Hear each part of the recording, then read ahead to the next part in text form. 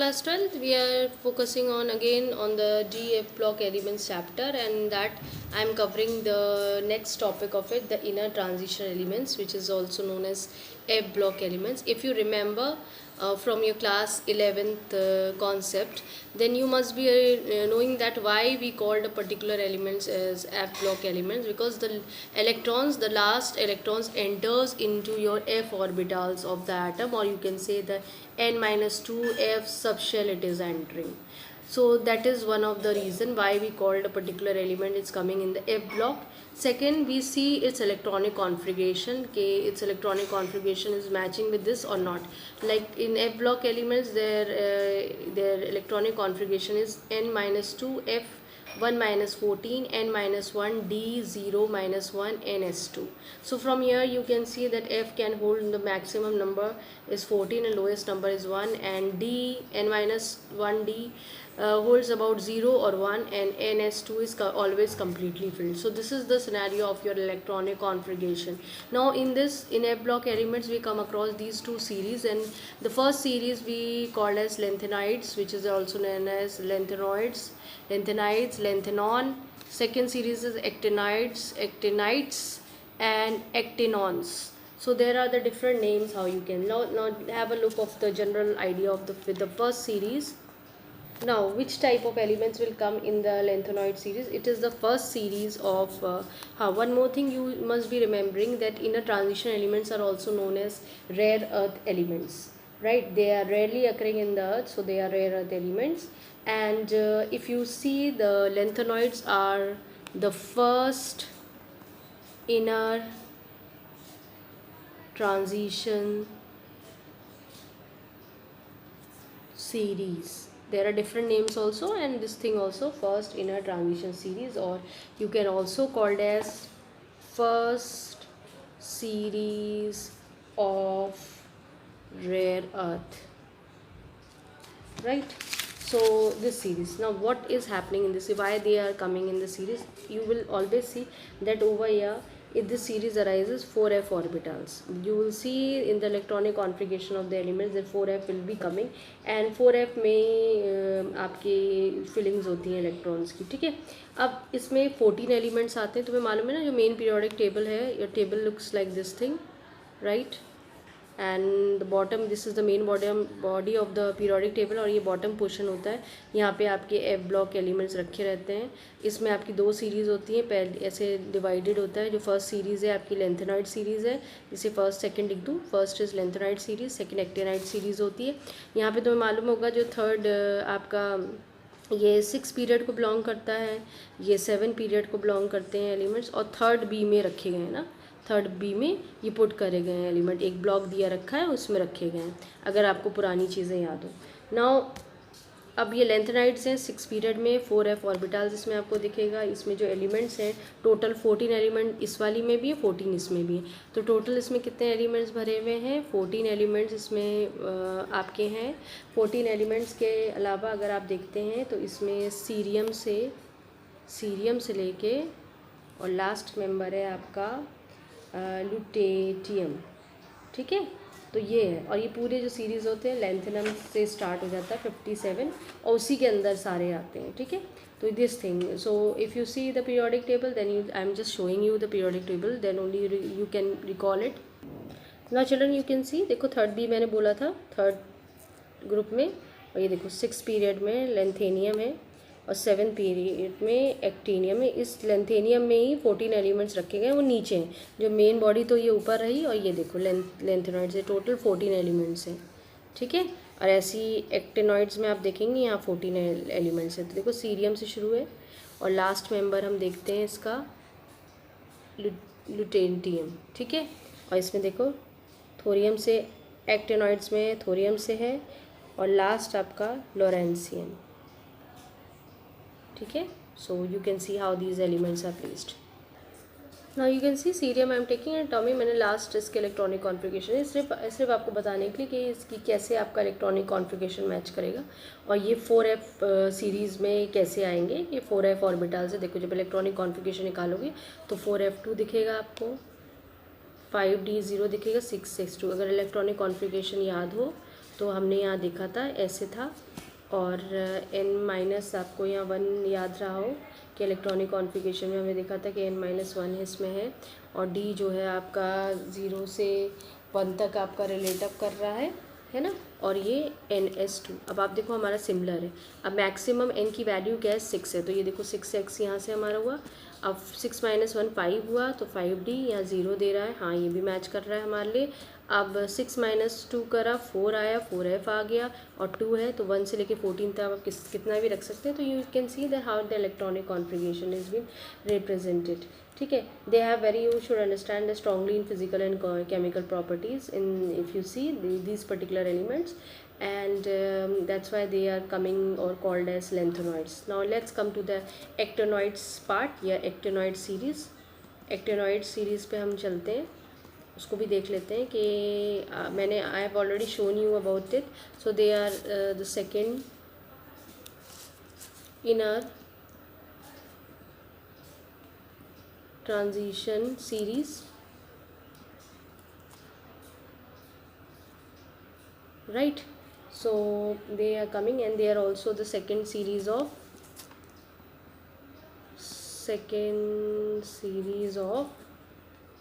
rare earths. ठीक है, ये इनका नाम है. अब इसमें क्या होगा, जो ऑर्बिटल फील्ड होगा वो आपका 4f ऑर्बिटल फील्ड होगा. ठीक है, और इसमें भी 14 एलिमेंट्स आपके होते हैं. मैंने पहले ही दिखा दिया है आपको. 14 elements are coming over here. They are starting for thorium से लेके स्टार्ट होते हैं, और उसके बाद आपका लॉरेंसियन तक जाते हैं. ठीक है, ये सब एक जनरल आइडिया है जो हमें इनका भी देख लेना. बहुत पीरियोडिक टेबल में अगर आप देखते हैं इनकी भी close resemblance in physical chemical properties इनकी भी होती है. तो दिस इज़ देयर. ये देखो, ये रेयरली, इनको रेयर अर्थ इसीलिए बोला गया क्योंकि ये बहुत रेयरली अकर करते हैं in the earth crust. So that's why the name was rare earths or rare earth elements is being given to them. ये combined जो दोनों को है. ठीक है, now we'll come to the individual part of it. Now let's focus on the characteristics of lanthanoids. We have already discussed a general idea of electronic configuration, children, that the electrons entered into the 4f subshells. Because we are talking about lanthanides, so we have to focus on the 4f. We will not focus on the 5f, but we'll focus on 4f, that the electrons that will enter over here will be the 4f subshell, where the electron will be entering over here. So now basically, you know, the electronic configuration, if you talk about, it's not known with certainty in case of these lanthanoids. Right now this is why this is arise. देखो एक important question होता है. देखो electronic configuration तो है ही, जो है जो हमें दिया रखा है, हमने पढ़ा अपना हमने n-2 f 1 14 1 - 14 n-1 d 0-1 और ns2, ये हमने इलेक्ट्रॉनिक कॉन्फ़िगरेशन देखा. यहाँ हमने ये भी देखा कि जो इलेक्ट्रॉन एंटर कर रहा है that is your it's will entered in the 4f. That also we have discuss. But यहाँ फिर भी एक चीज़ देखी गई थी कि इलेक्ट्रॉनिक कॉन्फ़िगरेशन जो लेंथोनाइड्स के होते हैं, they are not known with certainty. Why this is happening. देखो बेसिकली जितने भी ये अराइज हुआ, जो इलेक्ट्रॉनिक स्पेक्ट्रा था लेंथोनाइट आइटम्स का या आयंस का था, वो काफ़ी कॉम्प्लिकेटेड था. तो एक करेक्ट इलेक्ट्रॉनिक कॉन्फ़िगरेशन देना इन एलिमेंट्स के लिए मुश्किल हो जाता था. वो ऐसा क्यों हुआ कि जब इसको आपने टेस्ट करा, इलेक्ट्रॉनिक स्पेक्ट्रा इनका निकाला लेंथोनाइड एटम्स का या आयंस का, तो इनके इलेक्ट्रॉनिक कॉन्फ़िगरेशंस हमें बहुत मुश्किल से मिले या बहुत कॉम्प्लिकेटेड थे, बहुत डिफ़िकल्ट थे, और यहाँ तक कि करेक्ट भी नहीं इलेक्ट्रॉनिक कॉन्फ़िगरेशन आ रहा था. तो ऐसा क्यों हुआ? That is the biggest reason. Now the point is that the electron that is been entering is in your 4f subshell, that is there. अगर हम थ्योरेटिकली देखते हैं तो थ्योरेटिकली हमने देखा कि हमारे पास जो भी रहा 4fn और 5d1 या तो 0 या 1 कुछ भी कह दें, और ये चीज़ हमारी रही होगी 6x2 हमारी रही होगी ना, इसी में हमारा चलता रहा. तो बेसिकली क्या हुआ, जो हमारी एनर्जी लेवल्स थे 4f के और 5d के जो होते हैं, कि आपके दो सबशेल्स हैं 4f एंड 5d सबशेल्स, तो इनकी जो एनर्जीज थी it was very close to each other, है ना, ये दोनों की एनर्जीज बहुत नियर थी। तो इस कंडीशन में इन लोग को ये डिसाइड करना कि इलेक्ट्रॉन 4f पे जाएगा या 5d पे जाएगा, तो उससे थोड़ा सा इलेक्ट्रॉनिक कॉन्फ़िगरेशन का प्रेडिक्शन जो है एलिमेंट्स का थोड़ा सा डिफ़िकल्ट हो जाता है कि थ्योरेटिकली वैल्यू कुछ और निकलती थी और जो हम ऑब्जर्व्ड जो हम लोग जो हमने ये निकाला ना इलेक्ट्रॉनिक स्पेक्ट्रा के थ्रू इलेक्ट्रॉनिक कॉन्फ़िगरेशन निकाले, वो हमारी फ़र्क आ रही थी। ठीक है, तो that was a biggest problem. जैसे सपोज़ करो हमने सोचा कि हम ऐसे थ्योरेटिकल हमने अपनी निकाल ली, अब हमने जब उसको जनरेट करा तो क्या हुआ, जो एक इलेक्ट्रॉन यहाँ पे जाना था थ्योरेटिकली ये था कि यहाँ गई 5d, लेकिन जब हमने उसको इलेक्ट्रॉनिक स्पेक्ट्रा निकाला लेंथेनाइड उस एटम का, तो ये देखा गया कि इसमें ये इलेक्ट्रॉन ये यहाँ ना जाके ये इसमें चला गया और 5d जो था वो आपका खाली रह गया और 6s2 हो गया, ये कंडीशन आई। तो थ्योरेटिकली और जो हम जो ऑब्जर्व्ड हमारा इलेक्ट्रॉनिक कॉन्फ़िगरेशंस था उनमें काफ़ी वास्ट डिफरेंस था। तो that's why you have a various different electronic configurations were coming, and we'll see it in the focus in the way how the electronic configurations can be generated कि observe क्या आ रहा था और हम लिख कैसे रहे थे। ठीक है, so let's see it। ठीक है, सीरियम का देखो ये इलेक्ट्रॉनिक कॉन्फ़िगरेशन अगर आप प्रिडिक्टेड जो थ्योरेटिकली हम निकालते हैं अपने हिसाब से, तो हम तो वही चलेंगे जो हमें दिया रखा है। तो 4f1 5d1 6s2 हुआ, लेकिन जब उसको आपने एब्जॉर्ब करा, उसको मतलब आपने देखने शुरू करा, ऑब्जर्वेशन के थ्रू देखा, तो इलेक्ट्रॉनिक कॉन्फ़िगरेशन बिल्कुल फ़र्क था, 4f2 6s2 आया। So that was a very different way of seeing the electronic configurations of the atom. So in your books there are plenty of observations and predicted configuration has been there, you can go through it, and now we'll see a few more ideas on it. Now let's talk about it here again, that cerium के case में हमने देखा first member था ना, हमने देखा था। अब इसमें 4f जो है वो बेसिकली आपका सबशेल जो है लोअर एनर्जी का होता है। जो अगर हम थ्योरेटिकली लिखेंगे तो हम ये लिखेंगे, लेकिन अगर हम दोनों को देखें, आप देखेंगे जो मैंने इलेक्ट्रॉनिक कॉन्फ़िगरेशन रखा हुआ है, जो ऑब्जर्व आया वो आपका 4f2 आया, 5d 6 आया। इसको ऐसे भी कह सकते हैं 4f2, इसमें 5d 0 और 6s2 हमारा ये रहा है ना। ये d जो है 5d है हमारा वेकेंट रहेगा, इसमें कोई भी इलेक्ट्रॉनिक, ऐसा क्यों हुआ, why this is happening, because अगर if you compare with the energies levels of these twos this thing 4f and 5d, तो इसमें 4f की एनर्जी लेवल कम है, इसीलिए दोनों इलेक्ट्रॉन्स है ना 4f पे एंटर्ड करेंगे, 5d जो है वो आपका वेकेंट रहेगा, उसमें 0 इलेक्ट्रॉन्स रहेंगे। ठीक है, तो ये है, ये इसी तरह से आप जितने भी अपने इलेक्ट्रॉनिक कॉन्फ़िगरेशंस हैं उसको आप लिख सकते हैं। Now let's see few examples more, like not just see promethium. अगर हम देखते हैं प्रोमेथियम का है, तो इसमें देखो इलेक्ट्रॉनिक कॉन्फ़िगरेशन थ्योरेटिकली हम देखा, प्रेडिक्टेड देखा, वो हमारे यहाँ 4f4 5d1 6s2, लेकिन जो हमने ऑब्जर्व देखा वो ये, क्योंकि यहाँ देखो फिर वही वाली बात है, इसकी एनर्जी लो थी, तो जो इलेक्ट्रॉन यहाँ पे हमें दिख रहा है वो भी यहाँ पे आ जाएगा, 4f पे आ जाएगा, तो 4f5 हो जाएगा 6s2, या आप ऐसे लिख सकते हैं 4f5 और 5d 0 6s2, ये इसका इलेक्ट्रॉनिक कॉन्फ़िगरेशंस आपको लगेगा। तो these were the you can see ना different things were happening. Now the next topic, oxidation state. It is also very important. Objective reasoning questions comes from here. If you focus on the oxidation state for lanthanides, you see the common oxidation state जो होता है इसमें वो +3 है, लेकिन इसके अलावा भी आपको इसमें +2 है, +4 है, ये भी ऑक्सीडेशन स्टेट्स आपको मिलती हैं। एक्वा सोल्यूशन में अगर आप देखते हैं तो +3 is more stable comparison to +2 and +4. So we'll focus on it, the different oxidation states about +1 +2 +3 and +4 for this thing lanthanides. Now let's see why these things are happening or why it's been arising कि +3 जो oxidation state है वो आपकी ज़्यादा stable होती है comparison to +2 and +4. Now see the sum of ionization length, देखो ये सब चीज़ें राइज होती हैं अगर लैटिस एनर्जी तुम्हें याद हो, लैटिस एनर्जी तुम्हें मालूम था ना, जैसे हम NaCl बना रहे हैं, ठीक है, तो अब उसमें क्या हुआ, जो ये आयन्स थे ये आपने जुड़ेंगे तो उस समय एक अमाउंट ऑफ एनर्जी रिलीज होती है, तब ये कंपाउंड बनता था, उसी चीज़ को हम लैटिस एनर्जी कहते थे। आयनाइजेशन एनर्जी तुम्हें मालूम है कि जैसे Na है तो इसके आउटर मोस्ट ऑर्बिट में जो इलेक्ट्रॉन है अगर इसको आपको रिमूव करना है तो उस समय एनर्जी जो थी वो आपको the energy is be required, तो उस कंडीशन में आपकी एनर्जी जो रहती थी, एक small amount of ionization energy आपको चाहिए होती थी, वही आप अपनी आयनाइजेशन एनर्जी कहते थे।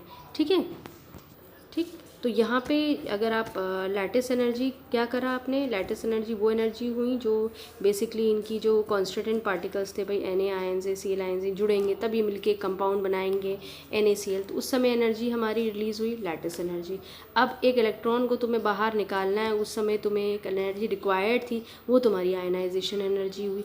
तो बेसिकली हमें ना यही चीज़ करना पड़ता है कि sum of ionization and lattice energy of the tri positive ion is more negative comparison to these things. तो अगर आप इनका आयनाइजेशन एनर्जी और लैटिस एनर्जी को अगर आप सब टोटल करते हैं तो ये भाई आपके पास +2 आयन है, +3 आयन है, +4 आयन है। ये क्या है आपका ट्राई पॉजिटिव है, ये आप सॉरी ये डाई पॉजिटिव है, ये आपका ट्राई पॉजिटिव है, ये आपका टेट्रा पॉजिटिव है। तो हमने देखा कि ट्राई पॉजिटिव वाला ऑक्सीडेशन स्टेट आपकी ज़्यादा स्टेबल होती थी। क्यों? क्योंकि जो इन दोनों का जो सम टोटल होगा लैटिस एनर्जी का और आयनाइजेशन एनर्जी का, वो जिसमें सबसे ज़्यादा नेगेटिव किस में ऑब्टेन्ड होता है आपको +3 स्टेट में, कंपैरिजन टू +2 एंड +4 स्टेट्स पे। ठीक है ना। +2 ऑक्सीडेशन स्टेट अभी हमने देखा they are not very stable. Now the reason behind it that they are not very stable because they immediately they are oxidizing to oxidize in the air when they come in contact with the air। तो जो भी compounds हैं अगर उनके form हो रहे हैं उनमें ऑक्सीडेशन स्टेट अगर +2 आपको दिख रही है तो वो स्टेबल नहीं होंगे, not very stable. Why? Because they oxidizes in contact with air. ठीक है, और ज़्यादातर ये होता है, देखो डाई पॉजिटिव आयन है ये, भाई जाहिर सी बात है ना, 2+2 है तो डाई पॉजिटिव आयन है ये आपके। जैसे जितने भी बहुत से ऐसे एलिमेंट्स होते हैं कंपाउंड्स बनाते हैं, और ये जो कंपाउंड्स जब बनाएंगे ये सल्फेट्स, हैलाइड्स और कार्बोनेट्स के बनते हैं। और ये चीज़ बहुत ध्यान रखना, ये डाई पॉजिटिव आयन जब ये लोग बनाते हैं सोल्यूशन के अंदर तो they act as a good reducing agent, right? So they are acting as a very good reducing agent also. So this thing, there are few points that comes in the +2 oxidation state. Now let's come to +3 oxidation state. ये ज़्यादा stable होती है, ये अभी हमने देखा था, ये वेरी स्टेबल। और लेंथेनाइड्स में सबसे कॉमन ये कॉमन ऑक्सीडेशन स्टेट जो है वो +3 की होती है, ये बहुत स्टेबल भी होती है। ठीक है, इसमें जितने भी आपके कंपाउंड्स बनेंगे almost all the ions in this states they form hydroxide भी बनाते हैं, कार्बोनेट, सल्फेट्स, ऑक्सीलेट्स, नाइट्रेट्स, है ना। और ये चीज़ इनकी रहती है। अब दूसरी चीज़ क्या होती है, जैसे इनके जो कंपाउंड्स बनेंगे आपके लेंथेनाइड्स के, जैसे अभी मैंने बात करी हाइड्रोक्साइड्स की, कार्बोनेट्स की, सल्फेट्स, ऑक्सीलेट्स, नाइट्रेट्स, तो ये जब इनको आप इनके कंपाउंड्स को आप हीट करते हो तो जो ये डिकम्पोज होते हैं तो ये आपको है ना दो तरीके का, जैसे जब ये सॉल्ट्स आपके आप हीट करोगे, इनको डिकम्पोजिशन पे लेके जाओगे तो ये आपको एक बेसिक सॉल्ट देते हैं और साथ में आपको एक ऑक्साइड देते हैं। ठीक है, ये कंडीशन होती है। अब अगर आप हाइड्रेट्स वाले लेंगे कोई चीज़ें, है ना, तो हाइड्रेट्स वालों को आप हीट तो वो सिंपली क्या हो जाते हैं, वो मेल्ट हो जाते हैं क्योंकि वाटर मॉलिक्यूल्स उसमें से रिमूव हो जाते हैं। ठीक है, अब +4 की कंडीशन ऑक्सीडेशन स्टेट में देखें तो ज़्यादा कॉमन नहीं होता, जैसे कोई भी होगा है आपके इसी में +4 इसमें वो लगा हुआ आयन बनाएंगे तो इनके कंपाउंड्स भी इतने भाई ऑक्सीडेशन स्टेट इतनी स्टेबल नहीं होती है। लेकिन ये रहता है कि इनके जो कुछ ऐसे हैं, जैसे आप सीरियम की कंडीशन देखते हैं, ये लोग आपके ना क्या एक स्ट्रॉन्ग ऑक्सीडाइजिंग एजेंट की तरह काम करते हैं और ईज़िली जो हो जाते हैं वो +4 की स्टेट से वो रिड्यूस होके +3 हो जाते हैं। देखो कुछ हैं ऐसे, लेकिन ऐसी और कंपाउंड्स हैं इसमें वो बिल्कुल भी स्टेबल नहीं रहते। वो +4 है तो +4 ही रहेगा। तो इसीलिए देखा जाए तो +3 ज़्यादा स्टेबल होता है और +2 +4 ऑक्सीडेशन स्टेट स्टेबल नहीं होते हैं। ठीक है, now we have covered this portion, the oxidation state also, and in this video we have covered about the electronic configuration, general idea of lanthanides and actinides, and we'll make another video for the rest of the properties or the characteristics of your lanthanides or F block elements.